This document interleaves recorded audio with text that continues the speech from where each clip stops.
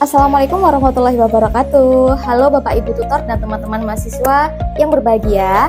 Perkenalkan, nama saya Intan Pramesti Doktaviana, NIM 86051244. Saya dari program studi S1 PGSD. Pada video praktikum IPA ini, saya akan menjelaskan mengenai struktur sistem pencernaan manusia. Sistem pencernaan merupakan salah satu sistem organ yang sangat penting karena berfungsi mengolah makanan menjadi zat gizi yang dapat diserap dan dimanfaatkan oleh tubuh. Adapun tujuan dari praktikum ini adalah untuk mengidentifikasi bagian-bagian sistem pencernaan manusia, mengurutkan organ pencernaan sesuai jalannya makanan, serta menjelaskan fungsi masing-masing organ dalam proses pencernaan. Sistem pencernaan manusia adalah sistem organ yang bekerja untuk mengolah makanan sehingga zat gizi yang terkandung di dalamnya dapat diserap dan dimanfaatkan oleh tubuh.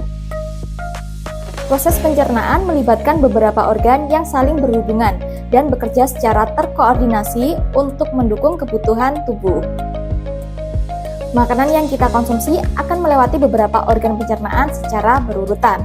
Urutan organ tersebut adalah mulut, kerongkongan, lambung, usus halus, usus besar, rektum, dan anus. Di mana setiap organ memiliki fungsi yang berbeda, namun saling mendukung dalam proses pencernaan makanan. Proses pencernaan dimulai dari mulut. Di dalam mulut, makanan dikunyah oleh gigi sehingga menjadi lebih halus. Selain itu, lidah membantu mengaduk makanan dan mendorongnya saat proses menelan.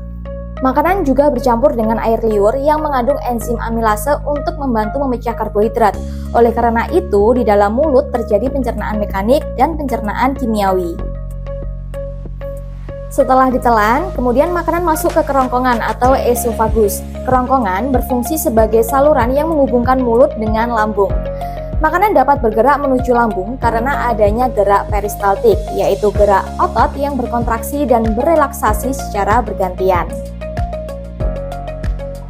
Kemudian dari kerongkongan makanan masuk ke lambung. Lambung berfungsi menampung makanan sementara dan mengaduk makanan agar tercampur dengan asam lambung serta enzim pencernaan. Asam lambung juga membantu membunuh kuman yang masuk bersama makanan.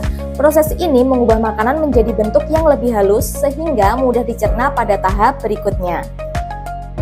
Selanjutnya, makanan masuk ke usus halus. Usus halus merupakan tempat utama penyerapan zat gizi. Di organ ini, karbohidrat, protein, lemak, vitamin, dan mineral diserap oleh tubuh.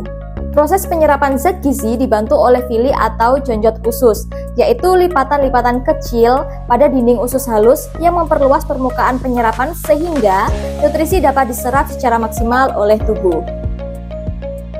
Sisa makanan yang tidak diserap akan masuk ke dalam usus besar, di mana usus besar berfungsi menyerap air dan mineral yang masih tersisa, serta membantu proses pembentukan feses. Di dalam usus besar juga terdapat bakteri baik yang membantu menjaga kesehatan saluran pencernaan dan berperan dalam proses pembusukan sisa makanan.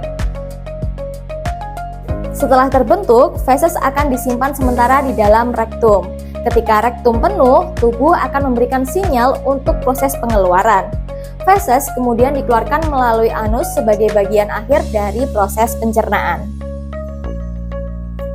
Berdasarkan penjelasan yang telah disampaikan, dapat disimpulkan bahwa proses pencernaan makanan berlangsung secara berurutan, mulai dari mulut, kemudian kerongkongan, lambung, usus halus, usus besar, rektum, hingga anus. Setiap organ memiliki fungsi yang berbeda dan saling bekerja sama untuk mengolah makanan menjadi zat gizi yang dibutuhkan oleh tubuh. Demikian penjelasan mengenai struktur sistem pencernaan manusia. Terima kasih atas perhatiannya. Wassalamualaikum warahmatullahi wabarakatuh. Bye-bye.